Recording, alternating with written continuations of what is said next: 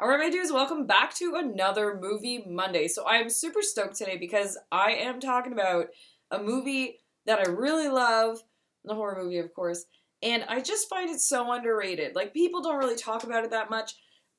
I've barely seen anybody make a mask from this movie. Um, yeah, guys, Tourist Trap from 1979. I love this movie so much. I think it holds up. I actually just recently watched, which is why we're talking about it today, was I watched the uncut version. I don't even know what the difference is between the two. Anyways, it brings warm, fuzzy feelings to my heart to see this movie.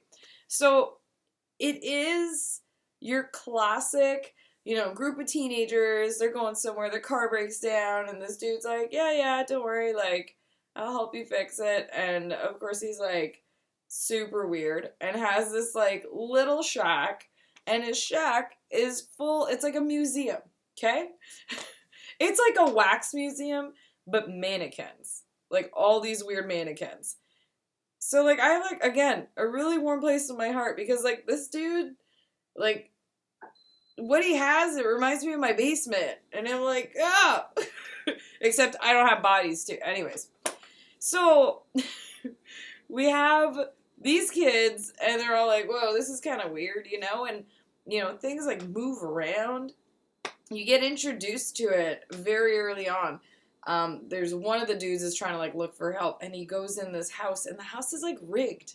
It's almost like you walk into like a cheap haunted house that somebody's made, and it's like doll faces moving, nails flying out of things. It's just so creative. I've always like really loved this movie for that because I don't know about you guys, I love Halloween.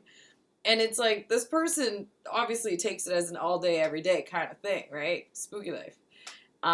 Anyways, so you have, again, these teenagers that are just trying to freaking get their car fixed and get out of here. And this dude is just so welcoming. And you have this classic character. It reminds me a lot of Motel Hell, where she just kind of like is really sweet to him. You know what I mean? Like to the dude. I forget his name. Anyways, the main guy. But it's like she's so nice to him, and like everybody else is like, yo, like let's just get out of here. And she's like, you should be kind. If he tells us not to go somewhere, don't go somewhere, kind of thing. And like you can tell he's taking a liking to her too.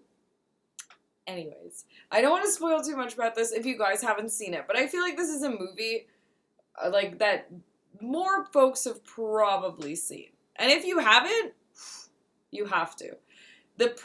I'm gonna not really spoil it, but this dude basically makes mannequins slash like prop people with real people, right?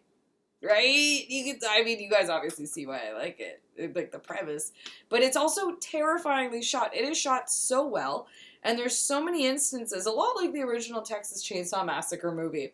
They're all screaming in the dining room and you're just like watching it like, oh, this is stressful. This throws you in these rooms with these mannequins that are just like, wah, ah, like their mouths are just opening and they're screaming and you feel the anxiety. Also, the acting is actually really good. Really, really, really good. For like an older film like this, that is it's a dash of cheese. It is a dash of cheese. But it's well done.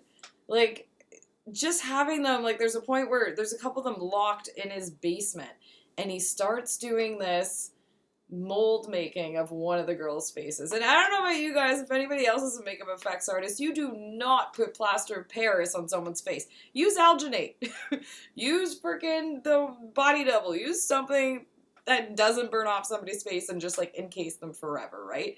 And that scene, and I remember even seeing it before I went off to school, gave me so much anxiety because you just see him like putting it on her face and it's just like PS. Anyways, like I said, I think everybody should see this movie. I think it's such a fantastic film and it deserves so much more praise. Like literally, it's different. It's different for what was coming out at those times. So let me know if you've seen it already.